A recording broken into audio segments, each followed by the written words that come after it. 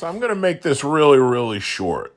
And not only that, I'm going to show you one of my wish list picks for you to use to invest if you so have the money and you're interested in getting in on the AI mania.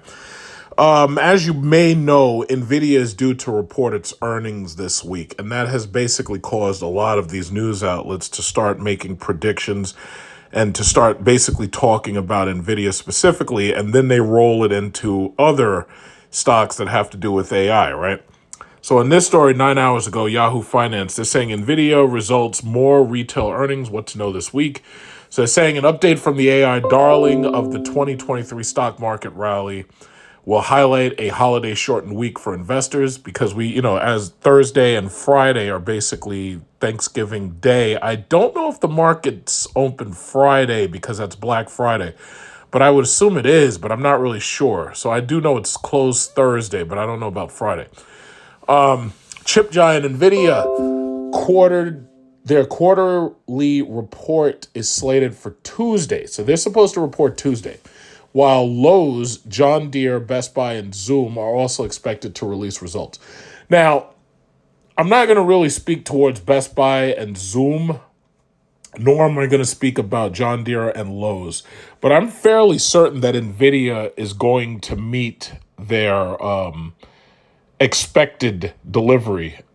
I'm really certain they're going to meet their numbers. And the reason why is because the AI chips that they're building and the GPUs that they're building are basically in extremely high demand. So I'm fairly certain that they are going to hit the numbers that they expected. I'm pretty sure they're going to reach expectations. They're saying the drama surrounding Sam Altman's ouster and potential return at Chat GPT Open AI, which kicked off late Friday, will also be in focus given the role the AI boom has played in catalyzing this year's market rally and Microsoft's sizable investment in the AI startup. So this is something else I had mentioned. The reason why, because you got to remember, I was doubling down in my personal index. What is it? Microsoft, Apple, Nvidia, Google, Amazon, AMD, oil stocks that pay dividends, Tesla, Micron. I was doubling down in these things way back when I saw the 2008, 2020, March 18th, when we had that market crash that week. That basically told me, I was like, yo, listen, this is an opportunity of a lifetime. Get your money in there. And that's why I made all those videos about buying oil stocks when oil went negative. That's why I made all those videos about buying chip stocks. And sure enough, I turned out to be right. But it wasn't hard to understand why I'd be right. It's because smart digital technology demands chips. You've got China supposedly threatening Taiwan, which I don't even honestly believe. I think that's American propaganda, honestly. And I don't believe that China will invade Taiwan short of America prompting it by America trying to go in and forcing Taiwan to declare independence, because that's pretty much the red line for China. So it's kind of like what we did with Ukraine. What we did was we're basically, putting weapons around Russia, pointed at Russia. And it's kind of like the Cuban Missile Crisis, but most of you may have never seen the movie 13 Days, where it was about how John F. Kennedy maneuvered around the Cuban Missile Crisis. Basically, we're doing the exact same thing that Khrushchev did to us. But if you don't know the history, then you don't know what I'm talking about. Long story short, I don't believe that China is planning to invade Taiwan, short of them declaring independence. If we force them into declaring independence, maybe they will get invaded. But if it happens, it's because of us. That said, I told you a long time ago about Micron, and I told you about America's plans for the chip market. And it was easy for me to see it when I saw what Nancy Pelosi pulled out right in front of our face. She went over there to Taiwan. She went to Nvidia. She was moving money around right in our faces. I called it insider trading, but nobody else wanted to say that except for Fox News, and even they shut up about it. But the bottom line is, it doesn't change the fact that it's obvious what's happening. America wants to dominate the chip market.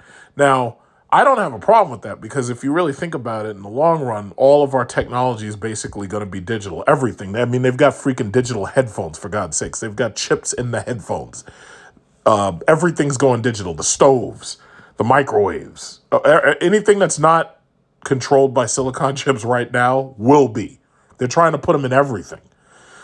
Camera technology, AI technology. Everybody's racing to get AI technology because the limitations of AI are basically boundless. It's like from what I've been reading about what they're already doing with AI and what I've been seeing what they can do with AI, I believe that that's in and of itself, that could be as big as a $10 trillion market.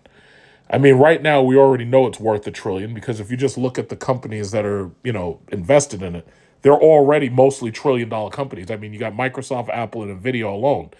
So this could be a $10 trillion market. The only problem is you have to know where to invest your money. Now, I was telling you about Micron back when it was like $50 a share. Now it stands around 77. We'll look at that list in a minute. I was telling you about AMD back when it was below $50. And I was looking at AMD and I was like, wait a minute. AMD makes all these GPUs and AMD is basically extremely undervalued. And that was when it was $50 a share. Now it's 120. And that's not even its 52-week high because every single time we have like a major geopolitical interruption, then you start seeing the stock slide a little bit. But I was telling you about AMD when it was only $50 a share. Then there's also Intel. And I was telling you about Intel when it was only $30 a share. Now Intel's basically on its way up to like damn near, it's going to 50. So bottom line is, see, what you have to understand the interconnectedness of these technologies. AI requires a large amount of memory to run. Like, you know how your computer has a CPU and it also has memory chips, has what is it called? SSD is your storage. And then on top of that, you've got these DDR4 or DDR5 memory chips, right? Well, it turns out that AI not only requires fast storage, SSD, but on top of that, it requires fast memory. So understand what's going to happen. Micron, which is like a crucial technology, crucial makes memory, right? Micron is building a factory right now in Troy, New York, and they're already planning to put billions of dollars into Troy, New York, right, just for this. And Micron is going to be a heavy player in the chips market because they're trying to wrestle dominance from Taiwan here in America. Taiwan currently makes 90% of the chips for everything in the world. And they're saying, oh, yeah, well, America doesn't have the clean rooms like Taiwan does. Yeah, well, we can make clean rooms. We can do that right here. We can do that anywhere you want. All you got to do is put the money into it, and you'll have yourself clean rooms, static-free environments, and this, that, and other to make these chips.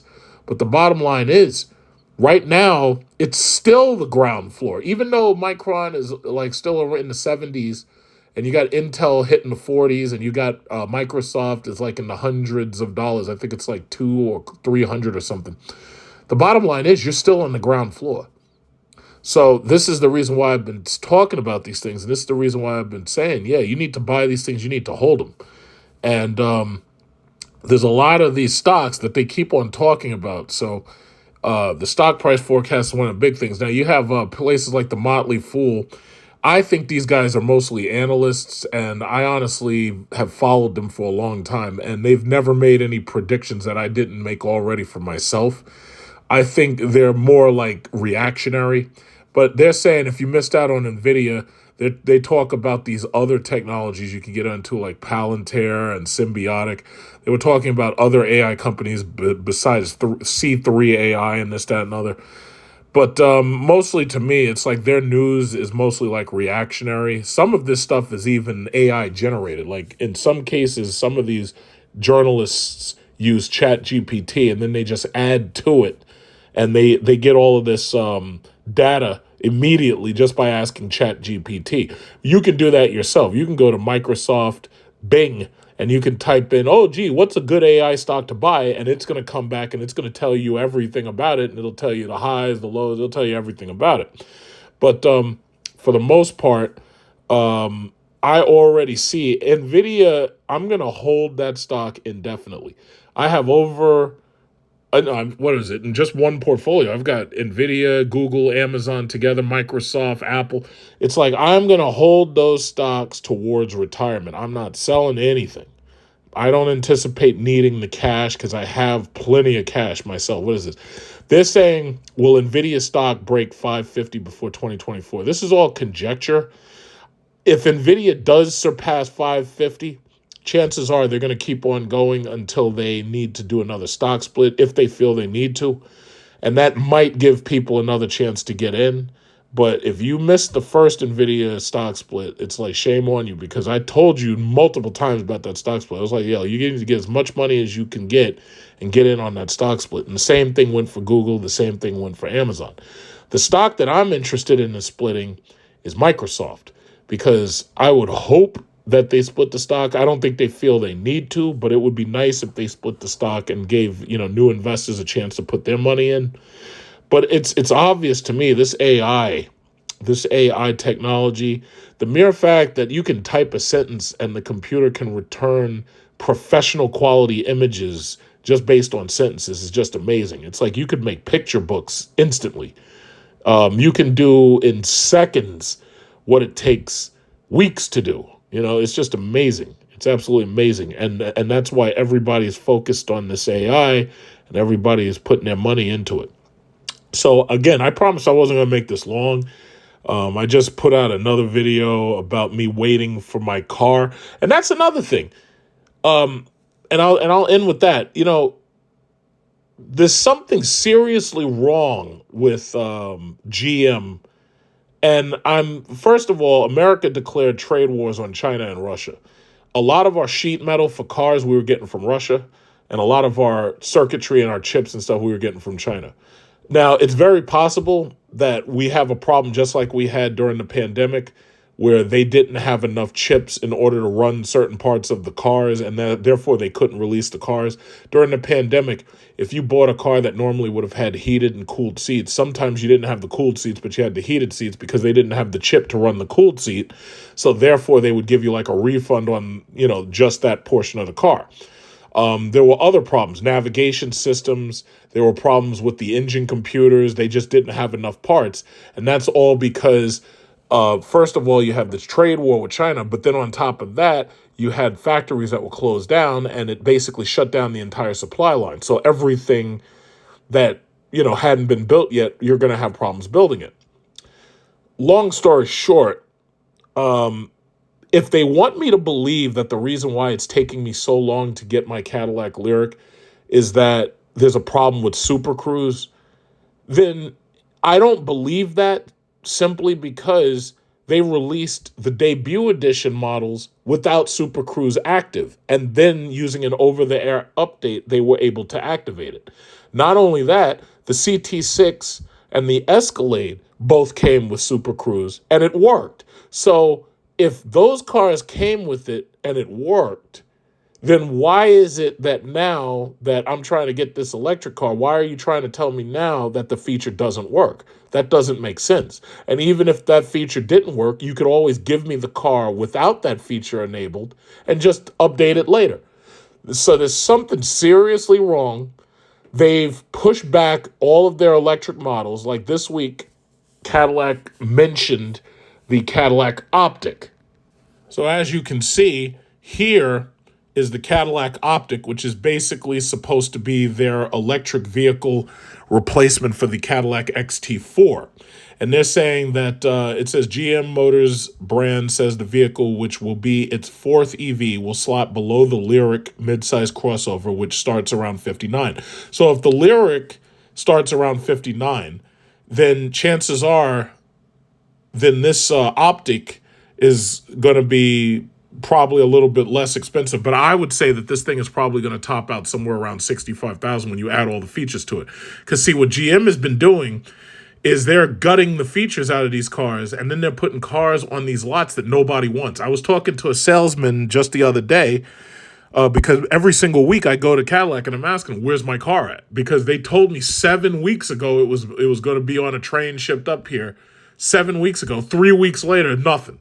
Then I go to them, oh yeah, well it's in the lot. And the lot, they got to send a truck. And I'm like, okay, so when did they send the truck? And nothing. And then I come back, oh yeah, they haven't put it on the truck yet. Nothing. It's like, oh yeah, well they're planning to put it on a train. I was like, wait a minute, you just told me they were putting it on a truck, but 7 weeks ago you told me they had already put it on a train. So I'm like, what the fuck's going on? Bottom line is, I don't believe anything that GM's saying at this point. They've pushed back, what is it, the Chevy Silverado EV truck. They've basically pushed back the Blazer, the Chevy Blazer, which is basically what this car is, if not a Chevy version of the Lyric.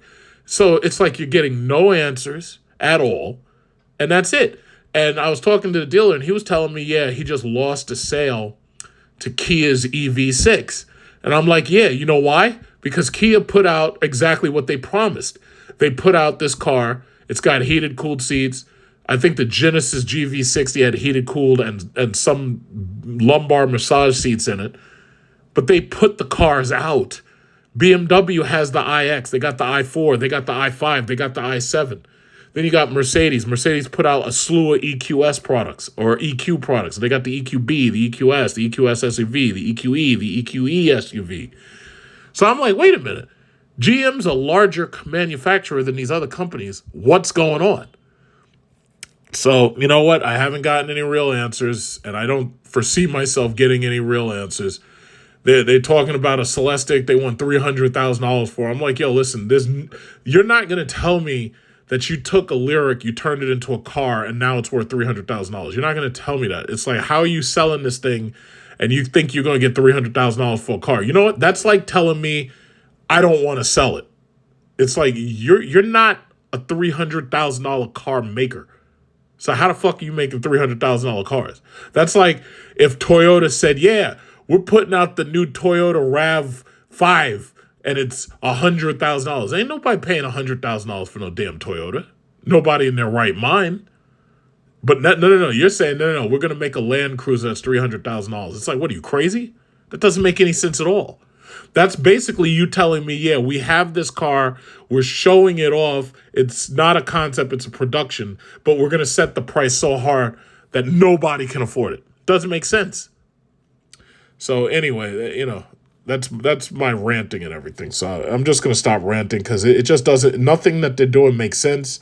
They're not giving us any answers. They're not calling us. They're not telling us anything. I show up there. I want them to see my face. I want them to see the disappointment on my face that it's Thanksgiving week and I don't have my car yet. I want them to see the disappointment. When they tell me what's happening, it's supposed to, we don't know. I want you to look me in the face and I want you to see my face and I want you to see the disappointment. I want you to see it. So that's about it. I mean, there's not too much you can really say because there's virtually nothing you can do about it. But I mean, you could say, yeah, fuck it, I'm going to buy something else. But then the problem is, then I have to accept BMW and their ugly-ass cars. I don't like the way their cars look. Or you have to go over to Tesla and say, yeah, I'm going to take a Model X with your shitty interior quality, which is amateurish. It's like, yeah, you've got the features mostly, but the amateurish interior is just amateurish, and I'm very disappointed. I'm extremely disappointed. I think most of this is happening because America started these trade wars. And I think a lot of this is due mostly to bad politics. I think that's where we really are. So that's all I got to say for that. Let me just go over to my, my portfolio so I could just show off a little bit. I call this the $1,000 wish list. And I call it that because basically you should be taking $1,000 and investing it into each one of these stocks if you haven't done it already. As you can see, Micron is $77.60. Now, if you look back, I had been telling you about this for about over the last year, and as you can see, it's easily gone from $50 to $77, and it's going to keep going. It's not going to stop. It's going to keep going. So then you go back, AMD, same story. So we'll look at it over just 1 year, up from give or take $50 to $60, and now it's up to $120. So basically, if you bought in when I told you, you've more than doubled your money. Same thing goes for TSM, as you can see. Same thing goes for Visa. Let's see, over the last year, as you can see, a nice steady incline. Same thing goes for MasterCard. As you can see, same thing goes pretty much for American Express. As you can see, ARM Holdings, that's still in the $50 range. You could take a look. Oh, they don't have a whole year's worth of data. But ARM Holdings, this is another one. They're making silicon chips and whatnot, and you should do some research on ARM Holdings. But once again, Nvidia is dragging the entire chip market upwards. And when I say chips, I'm not just talking about CPUs, but I'm talking about GPUs, and I'm also talking about memory, and I'm also talking about motherboards. Anybody who makes any of that stuff, all of it is being dragged upwards. Because you got to understand, AI is allowing the majority of these corporations to upgrade their computer systems. It's allowing them to have more productivity. It's allowing them to do things that they normally couldn't do just with human workers. Or it's allowing them to be so efficient that now all of them want to, invest in it. All of them want to partake in it. So basically, that's my little $1,000 wish list, which I recommend that you get yourselves into. You can make the heat map. As you can see, it's pretty much the same thing. You just see Fisker's down, but see, I'm not worried about a company like Fisker being down. I'm still buying their stock at $2.43. Fisker, Rivian, Lucid, I'm buying all their stock because the reality is you don't see it now, but over time, because they're starting to basically put out their second models. Fisker has their Ocean out. I've already seen, I'll say about 5 of those on the road. And I'm starting to see more and more of them because most of the people who ordered them early, they started getting their deliveries. Lucid has a new SUV called the Gravity. I'm pretty sure from the looks of it, that's going to sell because the Lucid itself is a decent leasing electric vehicle, and it's definitely better than a Model S when it comes to interior and range. I think the range is like 400 miles. Rivian, I've been seeing a lot of R1Ts and a lot of R1Ss. Rivian, I believe they're making another model. And so far, Rivian is playing it right because basically, in my opinion, Rivian kind of looks like it's basically like they built a Ford Bronco and then they built a Ford Bronco truck. That's what when I look at their vehicles, that's what it looks like to me. But bottom line is, I'm seeing more and more of them on the roads. Almost every day I see a Rivian somewhere. Almost every day I see a Fisker Ocean or I see a Lucid. And I'm not worried about them. I think over time, their stocks are definitely going to appreciate, and I don't mind investing in them. So I already own a lot of shares in all 3 of those companies, and I'm going to keep buying electric vehicle shares. And see, the funny thing is, Tesla right now, let's see, TSLA, Tesla right now is $234. What's so funny is their stock is a roller coaster, and it always has been. When their stock dropped below $200, you have everybody calling them, oh, it's over. Yeah, Tesla's dead. It's like they're forgetting the fact that we're right now, this is November 19th, and we're moving towards November 30th, and then those Cybertrucks are going to hit the road. And I don't know how much longer after that, but the Tesla Roadster is going to hit the road. Now, I complain about my Cadillac because I've been waiting since May 22. But these people put down their deposits 4 years ago on those Roadsters and those Cybertrucks. So they've been waiting for 4 years. I've been basically waiting almost 2. So they've been way more patient, any of them who have not walked away from their allocations, because I'm pretty sure none of them expected it was going to take this long. I don't know what Tesla has been communicating to them or if they've been communicating to them, but I'm pretty sure most of them knew. They had no idea it was going to take this long. The other recommendation, the banks, JP Morgan, obviously, Capital One, Citigroup. Let's see, who else? Who else? Citigroup, Capital One, JP Morgan. And there are a few others, but basically I always stick to the ones that pay dividends. But the thing about it is right now the banks are having some issues because of consumer credit.